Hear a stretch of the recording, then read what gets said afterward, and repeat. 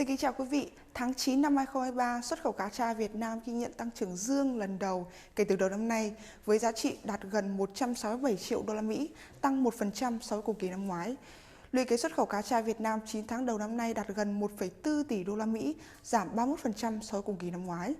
Trong đó, sản phẩm xuất khẩu chủ lực vẫn là cá tra thuộc mã HS0304, trừ sản phẩm chả cá và surimi đạt 1,1 tỷ đô la Mỹ trong 9 tháng đầu năm nay, chiếm 82% tỷ trọng. Riêng tháng 9 năm 2023, xuất khẩu sản phẩm này sang các thị trường đạt 135 triệu đô la Mỹ, giảm 4% so với cùng kỳ năm 2022. Đây cũng là mức giảm thấp nhất ghi nhận từ đầu năm nay.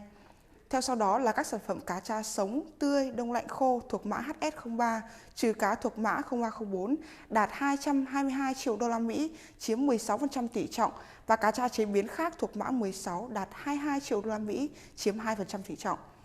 Về thị trường tiêu thụ, tháng 9 năm 2023, xuất khẩu cá tra Việt Nam sang một số thị trường chính đã ghi nhận tăng trưởng dương hai con số như Trung Quốc, Hồng Kông, EU, Brazil, Mexico. Ngoài ra, các thị trường Mỹ, CPTPP, Hàn Quốc, Singapore vẫn ghi nhận sụt giảm từ 3 đến 54% so với cùng kỳ năm ngoái. Trung Quốc, Hồng Kông tháng 9 năm 2023 nhập khẩu 56 triệu đô la Mỹ cá tra Việt Nam, tăng 15% so với cùng kỳ năm ngoái. Tính đến hết tháng 9 năm 2023, kim ngạch xuất khẩu sang Trung Quốc, Hồng Kông đạt 434 triệu đô la Mỹ, giảm 26% so với cùng kỳ năm 2022. Trung Quốc, Hồng Kông liên tục dẫn đầu top các thị trường nhập khẩu nhiều nhất cá tra Việt Nam từ 2019 đến nay và là thị trường tiêu thụ nhiều nhất cá tra của Việt Nam. Đứng thứ hai về nhập khẩu cá tra Việt Nam là Mỹ. Chỉ tính riêng tháng 9 năm 2023, quốc gia này đã mua gần 23 triệu đô la Mỹ cá tra của Việt Nam, giảm 29% so với cùng kỳ năm ngoái.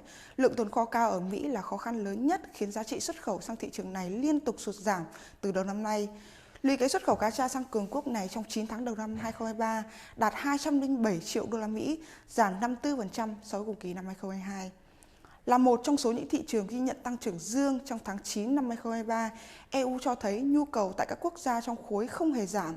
Tháng 9 năm nay, EU tiêu thụ hơn 14 triệu đô la Mỹ cá tra của Việt Nam, tăng 11% so với cùng kỳ năm ngoái và tăng 9% so với tháng trước đó.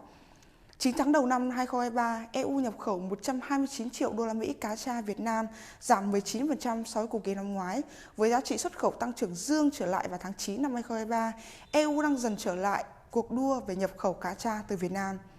Thị trường CPTPP đã thu hẹp mức giảm xuống còn 4% trong tháng 9 năm 2023 khi kim ngạch xuất khẩu cá tra sang thị trường này đạt 21 triệu đô la Mỹ. Đây cũng là mức giảm thấp nhất của khối thị trường này kể từ đầu năm nay.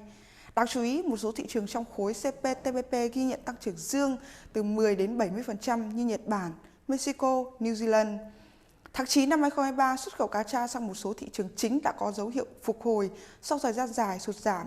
Đây là một trong những tín hiệu tích cực trong bối cảnh hầu hết các nền kinh tế trên thế giới đều có mức tăng trưởng thấp do tổng cầu suy giảm, lạm phát đã hạ nhiệt nhưng vẫn ở mức cao, chính sách tiền tệ thắt chặt, nợ công thế giới đã tăng lên mức kỷ lục, xung đột quân sự giữa Nga và Ukraine phức tạp hơn, bất ổn địa chính trị, an ninh lương thực, thiên tai, biến đổi khí hậu ngày càng gia tăng.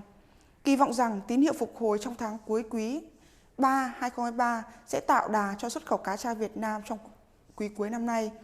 Bản tin nhận định thị trường của VASEP đến đây là kết thúc. Xin cảm ơn quý vị đã chú ý theo dõi. Xin kính chào tạm biệt và hẹn gặp lại.